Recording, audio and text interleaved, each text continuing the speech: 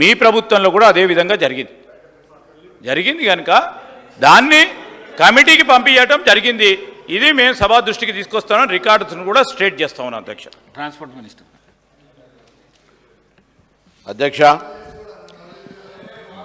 దాశరథి గారి 100వ శత జయంతి ఉత్సవాలు 100వ శత జయంతి ఉత్సవాలు జరుగుతారు. వారు మహబూబాబాద్ జిల్లాకు సంబంధించినటువంటి వ్యక్తి.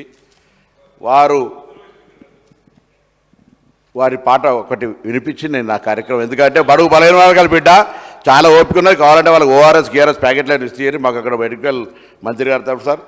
ఆ చల్లని సముద్ర గర్భం దాచిన బడ బాణలమెంతో, ఆ నల్లని ఆకాశంలో కానరాని భాస్కరులు ఎందరో, భూగోళం పుట్టుక కోసం కూలిన సురగోళాలెన్నో, ఈ మానవ రూపం కోసం జరిగిన పరిణామాలెన్నో, ఒక రాజుని గెలిపించుటలో ఒరిగిన నరకంఠాలెన్నో, శ్రమజీవుల పచ్చి నెత్తురులు తాగిన ధనవంతులెందరో, అనగారిన అగ్నిపర్వతం కని పెంచిన లావా ఎంతో, ఆకలితో చచ్చే పేదల శోకంలో కోపం ఎంతో.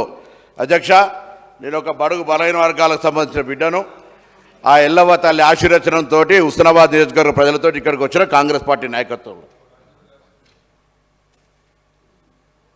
ఈరోజు బడుగు బలైన వర్గాలకు సంబంధించి చాలా చేసినామని చెప్పుకునే వీళ్ళు ముందుగా వాళ్ళ ప్రభుత్వ హయాంలో బాగా యాదవులకు సంబంధించి చెప్తా ఉంటారు. అధ్యక్ష,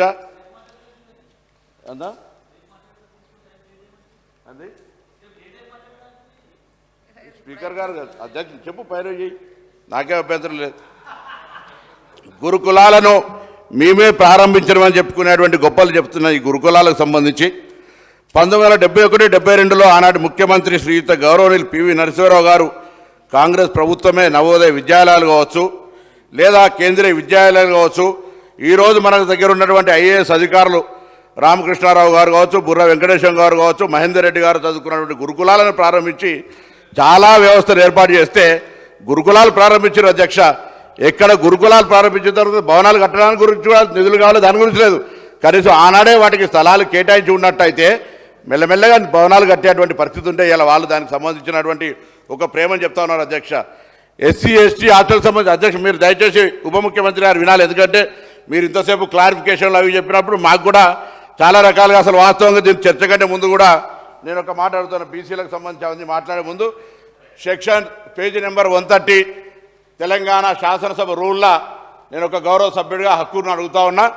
ఈరోజు 320కి సంబంధించి ఒక వ్యక్తిపై ఆరోపణకు సంబంధించిన కార్యవిధానం సభ్యుడు సభాపతికి మరియు సంబంధిత మంత్రికి కూడా ముందుగా సూచనలు ఇచ్చిననే తప్ప ఏ వ్యక్తినైనాను అపకీర్తికర లేదా నేరారోపణ స్వభావం గల ఎట్టి ఆరోపణను చేయరాదు.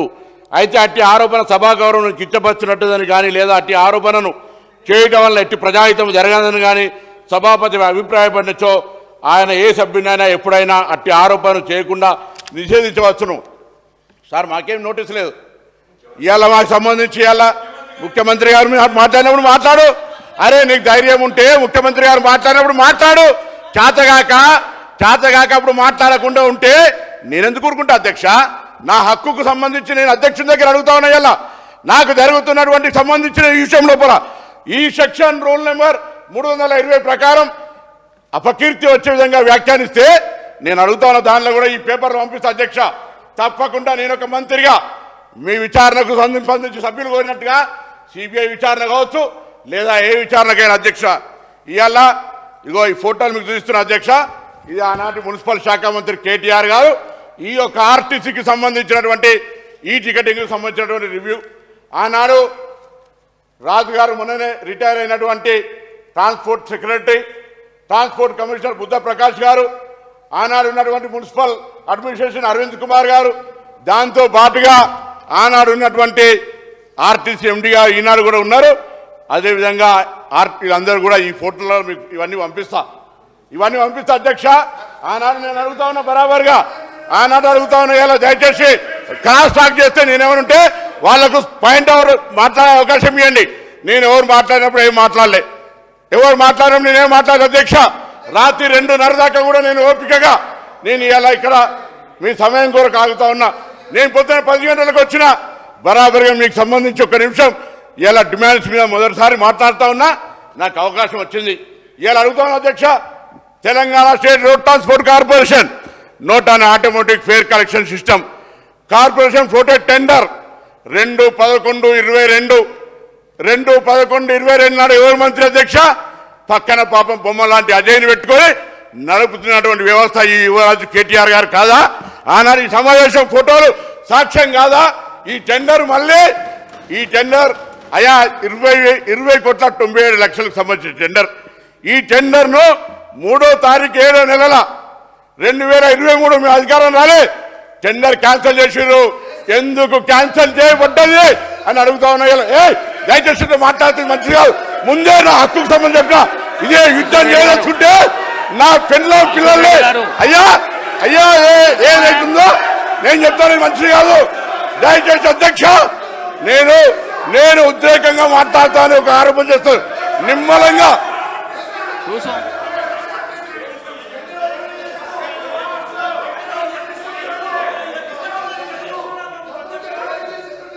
దమ్ము గురించి మాట్లాడితే పిల్లల్ని చచ్చిపోతారని ఓట్లు అడిగేటోని కాదు. దమ్ముంది. మళ్ళీ చెప్తానా, పొన్నం ప్రభాకర్ ఎల్లవ తల్లిపిట్ట దమ్ముంది. ఇవాళ మళ్ళీ చెప్తానా, ఈ టెండర్ల అవినీతి జరగాలి అంటే ఈ టెండర్ల అవినీతి దయచేసి క్రాస్ టాక్. నేను మళ్ళీ చెప్తున్నా, నా హక్కుకు సంబంధించి క్రాస్ టాక్ చేస్తే నేను చిన్న ఆరోపణలు చేశాను. అయ్యా రాంగనే చెప్పిన దాశరథి గారి కవిత ఎందుకు చెప్పినా, ఆ మానుకోటలో రాళ్ళు పట్టి కొట్టినోడు వీళ్ళు ఉద్యమకారులు అని పక్కన ఉంటారు. ఎట్లా అధ్యక్ష? ఏ మానుకోటలో తెలంగాణ ఉద్యమకారులను రాళ్ళు కొట్టినోళ్ళు ఇలా వీళ్ళు తెలంగాణ ఉద్యమకారుల పార్టీల వేదాలు వల్లిస్తారు అధ్యక్ష. ఏ తెలంగాణ అమరవీరులు ఎంత ఆత్మక్షోభిస్తున్నారు అధ్యక్ష. అటువంటి వాళ్ళు ఎలా ఈ విధంగా మాట్లాడితే ఎట్లా అధ్యక్ష?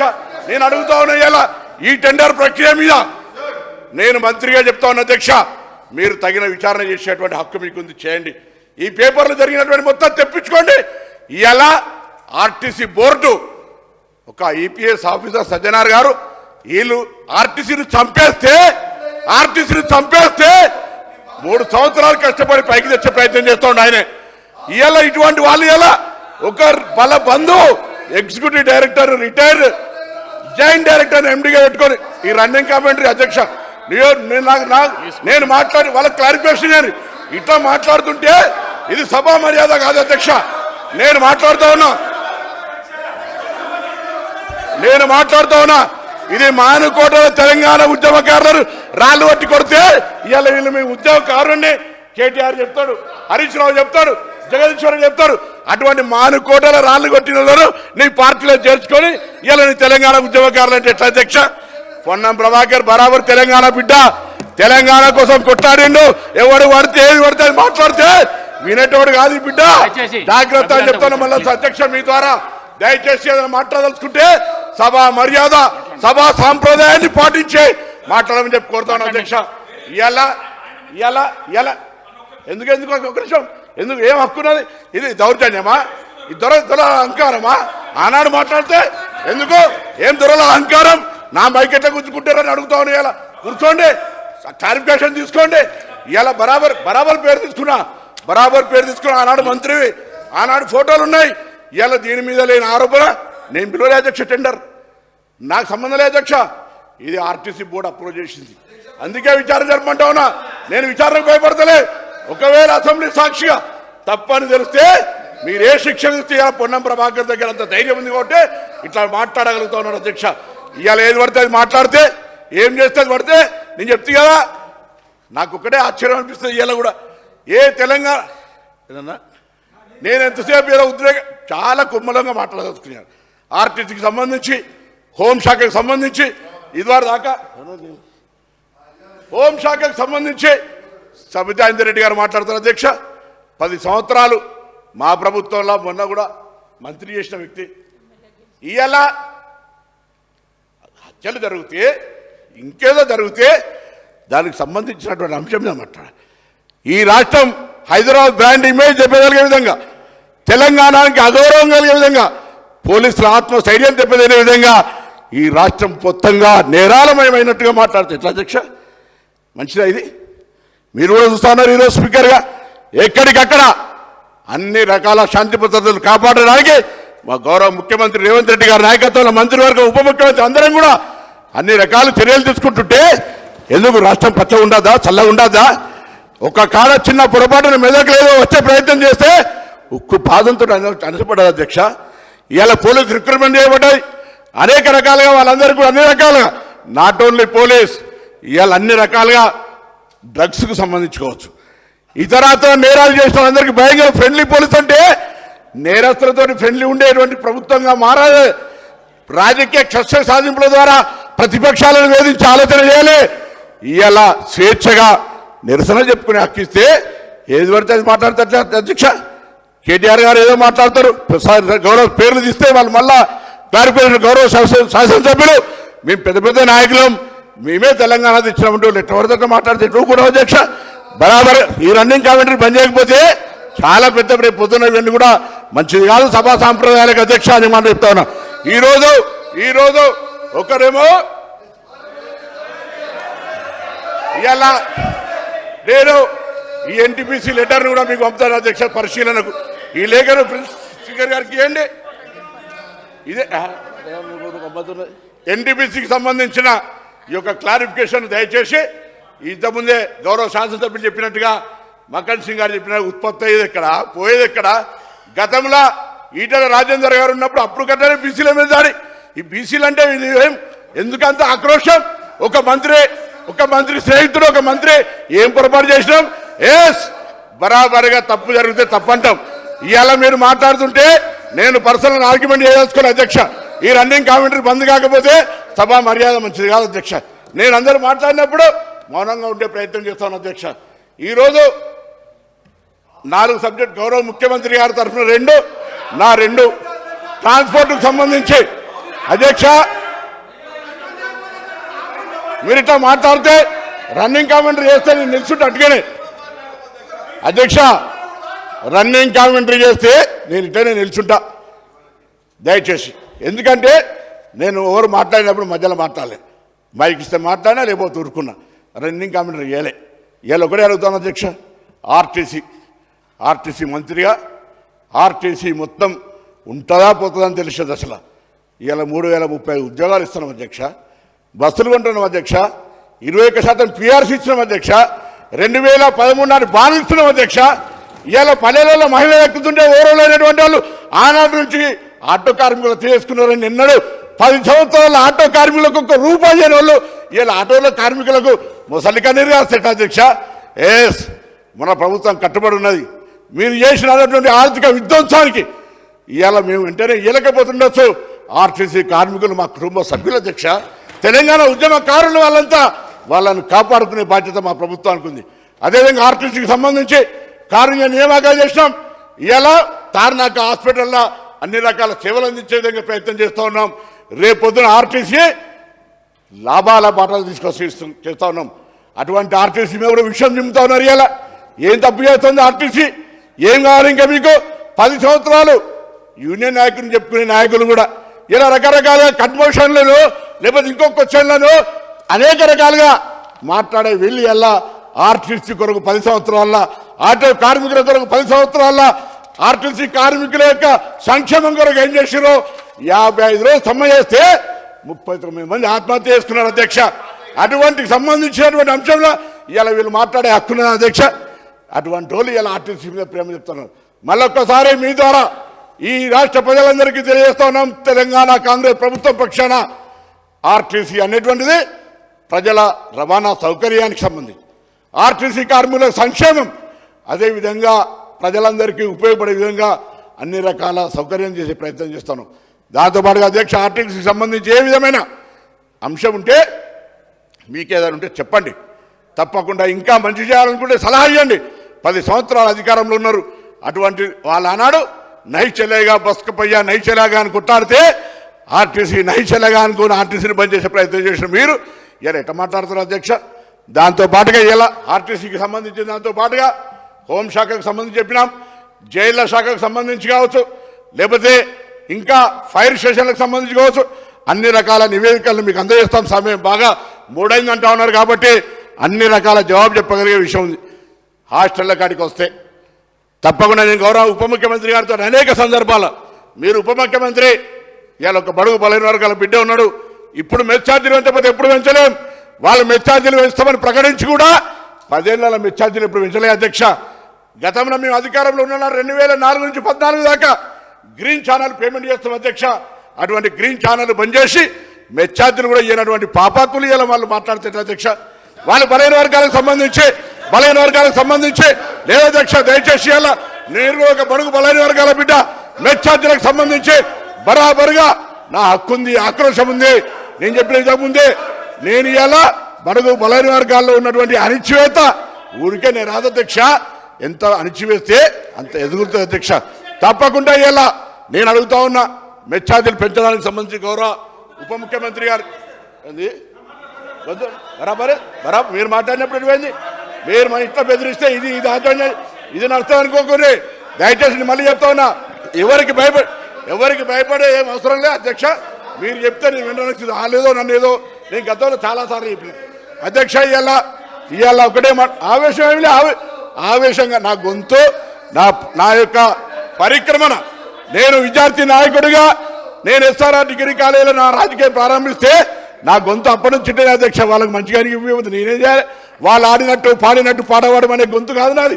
బరాబర్గా నేను ఇంటనే మాట్లాడతా. తెలంగాణ ఉద్యమంలో కూడా నా పార్టీ ఉన్ననాడు కూడా, నా పార్టీలో ఉంటే కూడా పార్లమెంట్ రికార్డు తెప్పించుకొని పొన్నం ప్రభాకర్ గొంతు ఆనాడెట్టుందో ఇవాళ కూడా అధికారం ఉంటే కట్ట ఉంటుంది అధ్యక్ష. ఆనాడు కూడా అధికారంలో ఉన్ననాడు నా పార్టీ ముఖ్యమంత్రి సోనియా చూపు పెళ్ళాం పిల్లల్ని చచ్చిపోతారు శివమైతారని అల్లే అధ్యక్ష. పెళ్ళాం పిల్లలు చచ్చిపోతారని అల్లే అధ్యక్ష. అటువంటి వాళ్ళు కూడా మాట్లాడితే, తెలంగాణ మీద రాళ్ళు కట్టినోడు మాట్లాడితే ఎట్లా అధ్యక్ష? అందుకే నేను ఇలా ఒకటే మాట చెప్తా ఉన్నా, దయచేసి బలహీన వర్గాలకు సంబంధించి బడుగు బలహీన వర్గాలకు మెస్ ఛార్జీలు పెంచే అంశం ఇష్టం లేదు. వాళ్లకు దొరల అహంకారంతో మెస్ ఛార్జీల అంశం పెంచాలంటే ఆ చర్చ జరగకుండా చూసే ప్రయత్నం చేస్తారు. నేను ఇలా గౌరవ ముఖ్యమంత్రి గారు మీ ద్వారా నేను కోరుతా ఉన్నా, బడుగు బలహీన వర్గాలకు సంబంధించి మెస్ ఛార్జీలు పెంచడానికి కొరకు మన ప్రభుత్వం చర్యలు తీసుకోవాలని సందర్భంగా కోరుతా ఉన్నా. తప్పకుండా దయచేసి ఈ యొక్క మెస్ ఛార్జీలకు సంబంధించి పెంచడానికి నేను కార్యక్రమం తీసుకోవాలని సందర్భంగా కోరుతా ఉన్నా. దయచేసి ఏదైనా పొరపాటు మాట్లాడితే, నేను సభా మర్యాదలకు ఎక్కడైనా కించపరిచే విధంగా మాట్లాడితే నాకు సభా ప్రొసీడింగ్ నాకు పెద్దలు అనేక మంది రాజకీయంగా చొక్కారావు గారు లాంటి వాళ్ళు, వెంకటస్వామి గారు లాంటి వాళ్ళు, సత్యనారాయణ గారు లాంటి వాళ్ళ దగ్గర రాజకీయ నేర్చుకున్న అధ్యక్ష విద్యార్థి సంఘం నుంచి పార్టీ మారో, తెలంగాణ వ్యతిరేకంగా పనిచేసో, దొంగతనంగా కోర్టు అయ్యో, ఒక పార్టీ నుంచి పోటీ చేసి అభ్యర్థి రావడానికి ఆ పార్టీ అంతా పైసలు తెచ్చుకున్నటువంటి క్యారెక్టర్ కాదు నాది అధ్యక్ష. ఇలా ధైర్యం ఉంది. కాంగ్రెస్ అణిచివేస్తే కూడా కాంగ్రెస్ కొట్టాడుతున్నాం అధ్యక్ష. అందుకే ఇలా అడుగుతా ఉన్నా. ఇలా దయచేసి ఒక్కటే మాట చెప్తా ఉన్నా, నేను బరాబరుగా కరీంనగర్కు సంబంధించిన బిడ్డగా మళ్ళీ చెప్తా ఉన్నా దయచేసి అధ్యక్ష, మీరొకవేళ సభా మర్యాదలు అడిగినా, మిమ్మల్ని ఒకటే అడిగినా, దీని ప్రకారంగా నా మీద చేసిన ఆరోపణలు తీసేస్తారా, సభ్యుని మీద చర్య తీసుకుంటారా, ఇరేవతి బుక్ ఎందుకు అనే మాట కూడా అడుగుతూ, నేను ఆ యొక్క ఆర్టీసీ టెండర్కి సంబంధించి గౌరవ ఆనాటి మంత్రి టెండర్ ప్రక్రియ, ఇప్పటి ప్రక్రియ, అదేవిధంగా 10 సంవత్సరాలు రాజ్యసభ సభ్యుడు తండ్రి పెద్ద మనిషి ఏ విధంగా ప్రయాస నడుపుకొని ఆయన పేరు ఇక్కడ సభలు అవసరం లేదని చెప్తలే ఎన్ని వందల కోట్లు సంపాదించారో 10 సంవత్సరాలుగా ఇయ్యాలని వరకు ఫలయాష్ మీద ఎవడు లాభపడ్డాడు, ఉష్క పేరు మీద ఎవరు లాభపడ్డాడు విచారణ జరిపించే విధంగా మొత్తం టూల్ గేట్ల దగ్గర సీసీ కెమెరాల రిపోర్ట్ తెప్పిస్తారా, ట్రాన్స్పోర్ట్ యాక్ట్ చెప్తారా, నాకు ఎవరే కాంప్లైంట్ రాలే అధ్యక్ష. హౌస్ కమిటీ చేయండి, లేకపోతే ఇంకే విధంగా చర్య తీసుకుంటూ చట్టపరంగా చేయండి. నేను వ్యతిరేకంగా ఎటువంటిది వచ్చినా బాధ్యత వహిస్తా. ఇవాళ దొంగలు బుధాలు జరుపుకున్నట్టుగా దొంగతనం చేసినాడు, ఆదాయం ఆగిపోగానే ఇంకోటి అట్లా చేస్తారని కూడా నేనేం చేస్తాను అధ్యక్ష. అందుకే ఒకటే మాట ఇవ్వాలి మీ ద్వారా, ఉష్కే 10 సంవత్సరాలుగా అక్రమంగా ఏం రవాణా అయింది, ఫ్లై యాష్ ఎవరు ఇవాళ వ్యాపారం చేసిర్రు, ఎన్టీపీసీఎల్ ఏం లెటర్ ఇచ్చింది, ఇవన్నిటి మీద విచారణ జరగాల్సిందే. బరాబరుగా జరపడానికి వ్యక్తిగత ఆరోపణలు నేను చేస్తలేను అధ్యక్ష. వ్యక్తిగతంగా ఏం ఆరోపణలు చేస్తలే, మానుకోవడం రాళ్ళు కొట్టింది వాస్తవమే కదా అధ్యక్ష. నేను కొట్టకపోతే ఎందుకు ఉలికిపడుతున్నారు? ఇలా పార్టీలో కోర్టు చేసింది వాస్తవమే కదా. ఇవన్నీ ఉన్నప్పుడు దయచేసి ఆలోచన చేయండి. ఈ ఆర్టీసీ టెండర్కు గౌరవ ఆనాటి మంత్రి ఏ విధంగా ఈ యొక్క టెండర్ల ప్రక్రియ నిర్వహించిండో మొత్తం సమాజానికి చెప్పాలని కోరుతూ మరొక్కసారి ఈ ప్రభుత్వం రేవంత్ రెడ్డి గారి నాయకత్వంలో, బట్టి విక్రమార్క గారి నాయకత్వంలో కేబినెట్ మంత్రులందరం శాసనసభ్యులం శాంతి భద్రతను కాపాడడానికి ఆనాడు 10 సంవత్సరాలు ఇబ్బంది పడ్డాం. మాకు తెలుసు ప్రజల కష్టాలను ఏ విధంగా కష్టపడకుండా చూడాలి, ప్రజలకు ఏ విధంగా న్యాయం చేయాలి అనేటువంటి ఆలోచనతో ఉన్నాం. కాబట్టి దయచేసి మేము మా యొక్క ఆలోచనకు అనుగుణంగా ప్రజలను సంరక్షించే బాధ్యత మాది అని మనవి చేస్తూ, దయచేసి వ్యక్తిగత ఆరోపణలకు సంబంధించి నాకేం మంచి ఆరాంసే 2:30 అవుతుంది, ఇంక అర్ధగంట అంటే మాట్లాడమని ఎక్కడ ఇబ్బంది లేదు అధ్యక్ష. కానీ సమయానికి సంబంధించి అవసరం ఉంటుంది కాబట్టి ఇవన్నీ కూడా చర్చ జరిగింది. సభ్యులందరూ అభిప్రాయాలు చెప్పారు. ఈరోజు పెట్టినటువంటి